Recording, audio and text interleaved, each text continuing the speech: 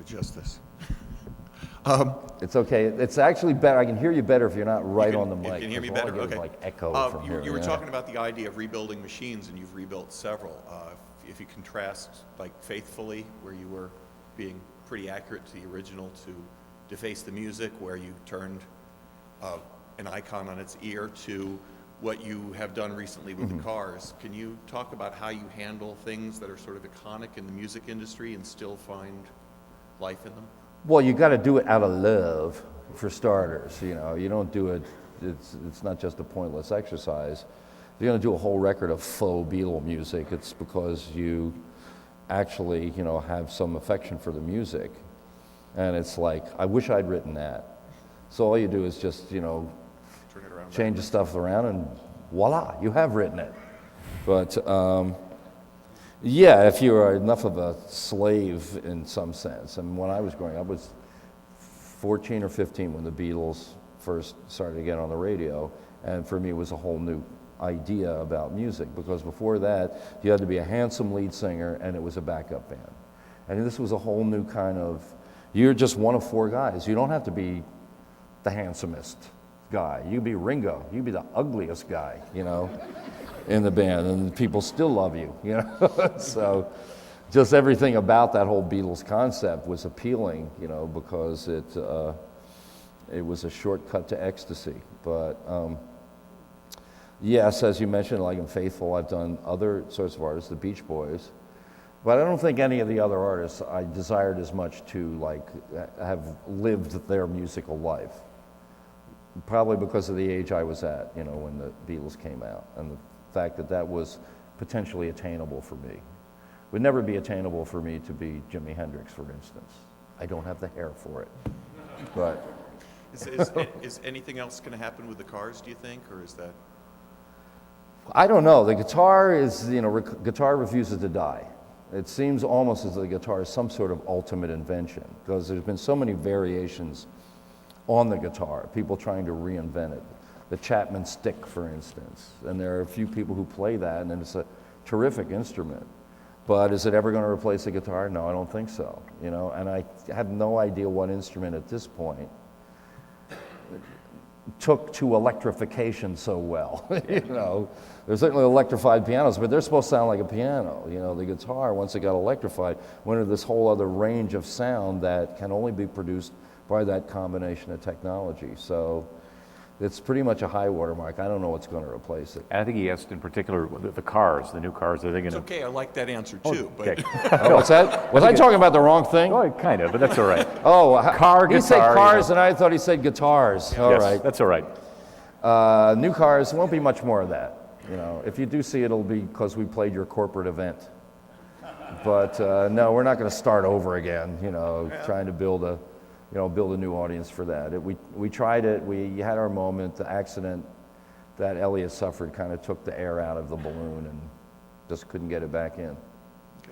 So, Thank you. thanks for your question about the guitars.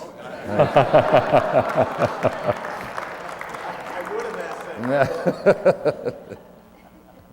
I see you as a contemporary of Non-June Paik, the sculptor, and I'm curious to know, when I ask a question of a visual artist or painter, I ask them what kind of music they like. I'm curious to know what contemporary painters or sculptors or multimedia artists you like. Or Oh, I wish I knew enough about contemporary. You know, it's not that I just have any painters, sculptors. no appreciation of other art, but depends what you mean by contemporary. If you mean in the last century, I could probably. I just wonder who some of your favorite painters or sculptors are anytime. Painters and sculptors. I don't know a whole lot about sculpture. I have to say that when I was in Madrid, you know, the boulevards are lined with Botero sculptures, and they're highly amusing. I really enjoy them. For me, the most interesting all-around artist is probably Salvador Dali, in that he did sculpture, he did painting, he did decoupage, he did just about everything, Just like you. and did it in a way that others could only sort of imitate. And it was probably because he was sincerely crazy. But Might be a Dali of music then. but if I have to go to see a show by one artist, I'm always more amused by a Dali show than I am by a Calder show or de Kooning show or, God forbid, Jeff Koons. Thank you for that. Thank you. Thank you. Well, first of all, Ken, thanks for making this happen. Thank Todd, you. Thanks for showing Thank you. up. Thanks, Todd. Second of all, Todd, I've seen you many times, and I think this is the only time I've ever seen you sitting down facing the audience. So maybe once with a drum set in front of you. Oh, yeah. Almost always standing. Third, on the topic of risk-taking, I mean, I really see where musically you've taken a lot of risks over your career.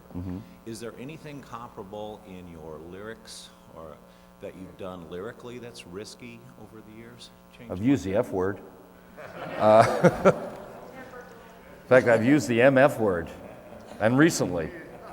But Your lovely wife, Michelle, is reminding us of Jesse, which, you could say that anytime you don't write a plain old vanilla love song, you're taking some risks. You know, that the challenge is always that you want to write something interesting, and there is always the possibility that someone will attach it too personally to you and say that, oh, this, he literally lived this, you know, or literally did that. And if that was the standard by which you had to write all of your material, then I might run out of songs pretty quickly. But as I say, I don't think that the way I approach music is terribly different than the way I approach life in general. And I do act upon faith in a lot of instances. I am not faith-based per se. I have faith in myself, and I have faith in my ability perhaps to read a situation, but I will dare to put myself in even potentially life-threatening situations if I feel I have enough to gain out of it. In the mid-'70s or late '70s, I got this idea that there was stuff in the world that I was being told about that I wanted to see for myself. So I bought an around-the-world ticket and packed a backpack, and all I did was pick the first stop, which was Istanbul. And 2 months later, I came out the other end of Asia and landed in San Francisco, and went to all of the places that you can't go today. So if I hadn't taken the chance of going then, I never would have seen downtown Kabul. I never would have seen Tehran.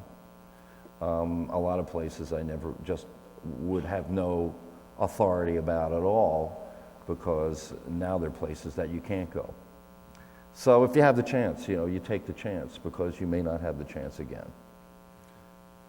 Thank you. Thank you. can I follow up real quickly? What was the takeaway from that trip? Did it influence your music? Did it influence Well, your it's life? so easy to be glamorized about things you have no experience of. You know, you think India is a land of swamis and magic. No, it's a land of abject poverty and craziness. And, you know, there's some incredibly wonderful things that you never realized were there. And there's incredibly horrible things that you never realized were there. And if you just read all of your, you know, Krishnamurti and stuff like that, you know, you think that India's, you know, got a mystic on every corner.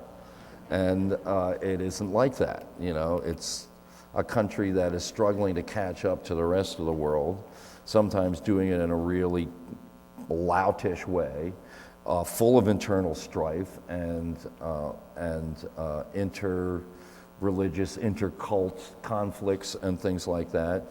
And still, it's a place worth going to and seeing. But you can't go with specific expectations. They will not be met. They will be substituted with something else. I'm a big fan, been a big fan for many, many, many years. Not to date you or me, but it's been enjoyable over the years to listen to all the music experiments you've had. With technology that's kind of exploded, especially with music, there's opening fields within music that are not necessarily musician connected. It's more programmer. His ideas come from the way he programs, not so much how he plays. Do you think that all that technology has somehow drawn people into the arena that really are not true musician and not really held up the musicianship that people would probably go to if it wasn't so much choice? Or do you think it's actually drawn people into it and actually created better musicians at some other point in time, including yourself? Well, all of the, the accoutrements to making recordings and stuff like that they're all neutral, of course. They don't do anything until somebody brings a sensibility to them and starts using them for good or evil, as the case may be. Your point about how it impacts musicianship, again, there is that distinction between a performer and a musician, and there are people whose only desire is to pick up enough musicianship in order to be a performer, like Madonna or something like that. She's not interested in being the world's best singer, world's best songwriter, world's best anything. She's interested in being Madonna, and she only needs enough music so that she can justify charging you money to come see her perform it. Is it possible for the technology to compromise people's musical sensibility? It is possible, but it's only one thing that can compromise the sensibility. The bigger problem is that people writing music when they don't have anything to write about. Music that means anything to people comes from some place of meaning. It comes from you having something you desperately desire to communicate or externalize, and music is your medium. And if you do it in a way that not only uses the medium, but can in some ways transcend the obstacles that the medium presents, then your meaning will be conveyed to other people. And musicianship, how sophisticated a musician was Robert Johnson, and yet he founded probably all of the music that we are listening to today, in some sense. We don't listen to a lot of classical music. We listen to some music that came out of the blues. It's either rock and roll or R&B or dance music of some kind, something that came from a guy who never went to music school and never learned to play anything but a handful of chords on his guitar and never sang about anything but sex. Sure. The gut emotions. He was expressing gut emotions, yeah. So a loop master would not be necessarily a musician in the same sense as somebody playing an instrument, but there might be a talent for that somewhere. If only, maybe the record industry would be healthier, I don't think there's some things that there isn't supposed to be a science for. That's what makes them valuable, that the only way you get them is through, extreme human effort or experience or some things like that. If gold nuggets were laying on the ground, gold would be worth nothing. It's that you got to dig a big hole to go get it, and that's why it's worth something. So effort counts, I think. We just got a couple more minutes. Thanks. Thank you for your question. Thank you. So we'll get through these, and Hi. thank you, Todd.